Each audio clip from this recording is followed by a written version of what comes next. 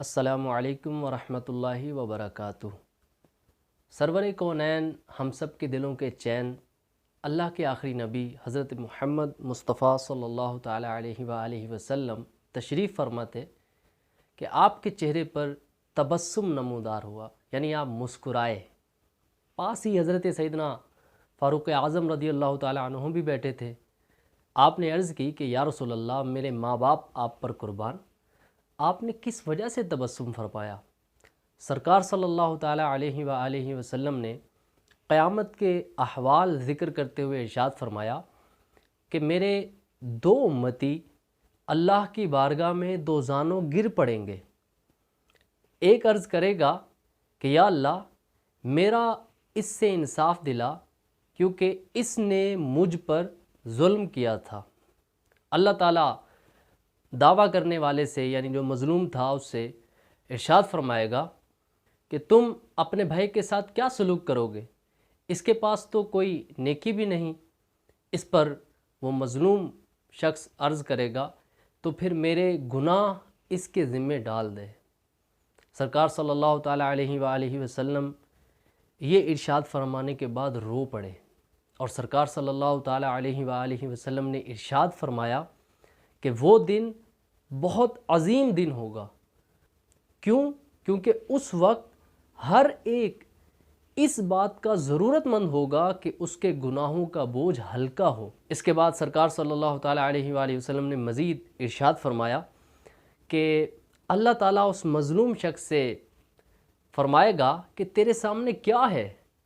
تو وہ عرض کرے گا کہ میرے سامنے سونے کے بڑے شہر اور بڑے بڑے محلات ہیں جو کہ موتیوں سے آراستہ ہیں۔ اس کے بعد وہ مظلوم شخص عرض کرے گا کہ یہ کس پیغمبر یا صدیق یا شہید کے لیے ہیں؟ تو اس پر اللہ تعالیٰ ارشاد فرمائے گا کہ یہ اس کے لیے ہیں جو ان کی قیمت ادا کرے۔ وہ مظلوم شخص پھر عرض کرے گا کہ ان کی قیمت کون ادا کر سکتا ہے؟ تو اللہ تعالیٰ ارشاد فرمائے گا کہ ان کی قیمت تو ادا کر سکتا ہے۔ اس کے بعد وہ مظلوم پھر عرض کرے گا کہ یا اللہ کیسے؟ اللہ پاک ارشاد فرمائے گا اس طرح کہ تو اپنے بھائی کے حقوق معاف کر دے۔ اس پر وہ مظلوم شخص عرض کرے گا کہ یا اللہ، میں نے اپنے حقوق معاف کیے۔ اس کے بعد اللہ تعالیٰ ارشاد فرمائے گا کہ اپنے بھائی کا ہاتھ پکڑ اور دونوں جنت میں اکٹھے چلے جاؤ۔ اس کے بعد سرکار علیہ السلام نے مزید ارشاد فرمایا، اللہ سے ڈرو اور مخلوق کے درمیان صلح کرواؤ۔ کیوں؟ کیونکہ قیامت کے دن اللہ بھی مسلمانوں کے درمیان صلح کروائے گا۔ ناظرین، صلح کے متعلق آئیے ایک قرآن پاک کی آیت بھی سنتے ہیں جس میں اللہ تعالیٰ ارشاد فرماتا ہے، انما المؤمنون اخوۃ فاصلحوا بین اخویکم۔ ترجمہ کنز الایمان، مسلمان بھائی ہیں تو اپنے دو بھائیوں میں صلح کرو۔ ناظرین، اسی طرح سرکار علیہ السلام کا ایک مزید فرمان عالی شان بھی سنتے ہیں جس میں سرکار صلی اللہ تعالیٰ علیہ وآلہ وسلم نے ارشاد فرمایا، کیا میں تمہیں ایسے عمل کے بارے میں نہ بتاؤں جسے اللہ اور اس کا رسول پسند کرتے ہیں؟ وہ یہ ہے کہ جب لوگ ایک دوسرے سے ناراض ہو کر روٹھ جائیں تو ان میں صلح کروا دو۔ تو ناظرین، آج کے اس خوبصورت واقعے اور اس کے بعد قرآن و حدیث کی روشنی میں ہمیں یہ پتہ چلا کہ صلح کروانا کتنا عظیم اور نیکیوں بھرا کام ہے۔ تو ہمیں بھی چاہیے کہ اگر ہمارے رشتہ داروں میں، ہمارے دوستوں میں، خاندان میں یا برادری میں کہیں بھی آپس میں کوئی لڑائی ہے، کسی قسم کی ناراضگی ہے، تو ہمیں کوشش کرنی چاہیے کہ ہم صلح کروانے والے بنیں۔ اور دوسری طرف یہ کہ اگر ہم نے کسی کو تکلیف دی ہے یا ہم نے اگر کسی کو ناراض کیا ہے، کسی کے حق مارا ہے، تو ہمیں کوشش ہی نہیں کرنی، بلکہ یہ ضروری ہے کہ ہم اس شخص کو جس پر ہم نے ظلم کیا یا جس کا ہم نے کوئی حق مارا، ہم اس سے معافی بھی مانگیں اور اپنے حقوق اس سے معاف کروائیں۔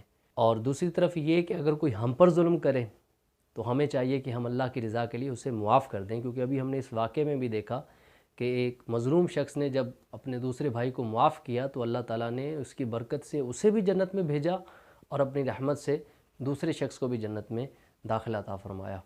تو اس لیے اگر ہم پہ کوئی زیادتی کرتا ہے، کوئی ظلم کرتا ہے، تو ہمیں اللہ کی رضا کے لیے اسے معاف کر دینا چاہیے۔ انشاءاللہ اگر ہم یہ باتیں اپنا لیں تو انشاءاللہ ہمارے معاشرے میں جو لڑائی کا کنسیپٹ ہے انشاءاللہ یہ دور ہو جائے گا۔ اور دیکھا جائے تو مسلمان جب تک متحد رہے، آپس میں پیار محبت سے رہے، پوری دنیا پر غالب رہے، لیکن جب آپس میں حسن اتفاق قائم نہ رہ سکا اور اسی طرح جو ہے نا وہ صلح کے مواقع بنے لیکن اپنی ذاتی رنجشوں کی وجہ سے ایک دوسرے سے دور ہوتے گئے، تو آج ہمارے سامنے ہے کہ مسلمان کس قدر بکھرے ہوئے ہیں۔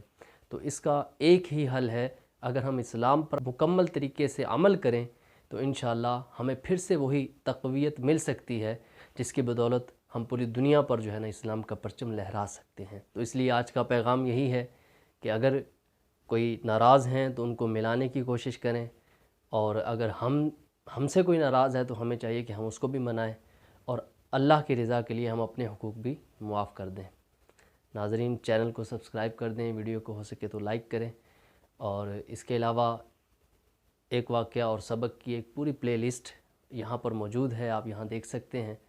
اس کے علاوہ دیگر ویڈیوز بھی آپ یہاں دیکھ رہے ہوں گے، آپ ان کو بھی وزٹ کریں، انشاءاللہ بہت سارا علم دین اور انتہائی دلچسپ واقعات سننے کو ملیں گے۔